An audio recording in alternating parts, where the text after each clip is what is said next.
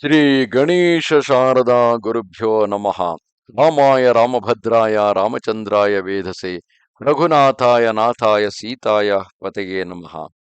Welcome to all for this session on Ramayana to chapter 56 of Yuddha Kanda.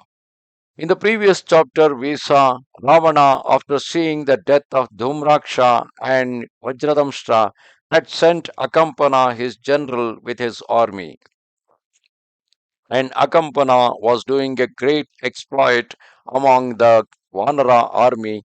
As well, the lions among the Vanara army are creating a havoc in the Titan army. Witnessing this great exploit executed by the monkey leaders, Akampana was seized with violent anger and his features became distorted. Brandishing his powerful bow, he addressed his charioteer in these words: Drive the chariot with all speed to that place, for those warriors are slaying countless titans on the battlefield. Those arrogant monkeys of exceeding ferocity, armed with trees and rocks, dare to affront me. I shall exterminate those audacious warriors who are seen sowing confusion in the ranks of the Titans. Thereupon, in his chariot drawn by fast moving horses, Akampana, the most skillful of Thor warriors, with a hail of darts overwhelmed the monkeys so that they were no longer able to maintain their formation, nor for this reason could they fight, and crushed under the shafts of the Titan. The confusion became general.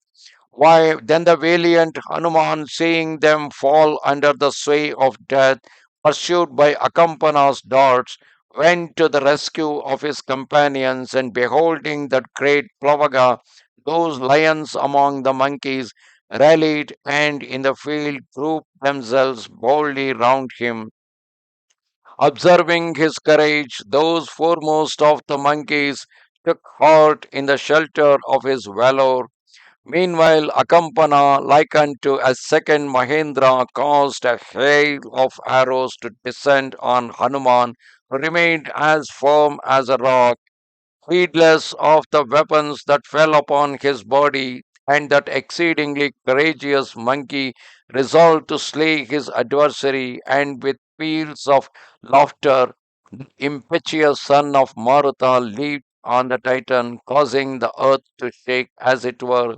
While burning with energy, he emitted yells so that it was impossible to look upon him as it is impossible to gaze on a fire in a brazier. Finding himself without weapons, that foremost one among the monkeys, in the fury that possessed him, tore up a rock, and seizing a huge crag with one hand, Maruti, letting forth a roar, began to spin it rapidly, thereafter hurling it at the Titan leader Akampana. As formerly in the encounter, Purandara hurled his thunderbolt at Namuchi. Akampana, however, seeing that crag flying towards him, scattered it from a distance by means of great crescent shaped darts.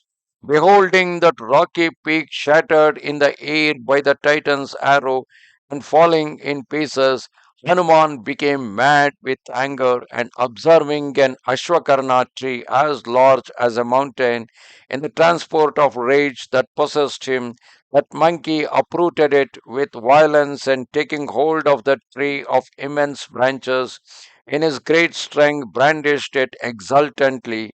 Then he began to run with great strides, breaking down the trees in his haste and in the excess of his fury, tearing up the earth with his feet.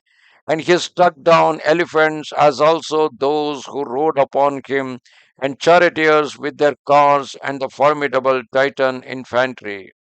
Seeing Hanuman like unto Antaka, the destroyer of vital breaths, full of wrath, armed with a tree, the Titan took to flight.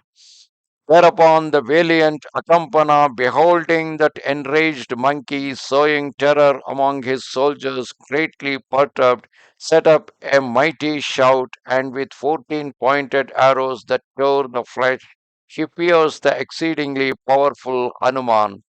Riddled with sharp pointed iron shafts, the simian warrior resembled a mountain covered with forests, and like unto a flowering Ashoka tree, he shone like a smokeless flame.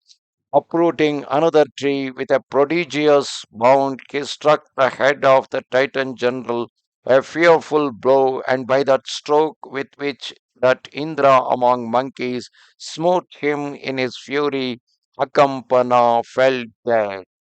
Seeing their leader lying lifeless on the earth, all the Titans trembled as trees when the earth quakes. Put to flight, all those warriors, throwing away their arms, escaped in the direction of Lanka. Terrified, pursued by the monkeys, their hair loosened, panic stricken, their pride broken by defeat, their limbs dripping with sweat. In their bewilderment, they fled in confusion. Thereafter, mad with fear, looking back continually, crushing each other in their haste, they entered the city.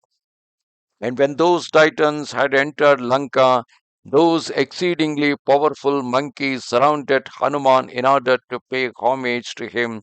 And the mighty Hanuman of noble nature honored them all in accord with their rank. Then the triumphant monkey shouted with might and main, and once more pursued the Titans with the intention of slaying them, while that great Plavaga, born of Marutha, returning to his own companions, having slain the Titan, enjoyed the same renown in battle as Vishnu when he overcame the mighty Asura of immense power in the forefront of the fight. Thereafter, that monkey received the homage of the gods and of Rama himself, as also that of the exceedingly valiant Lakshmana and the Plavangamas led by Sugriva and the great souled Vibhishana. Thus come to the end chapter 56 of Yuddha Kanda in Ramayana.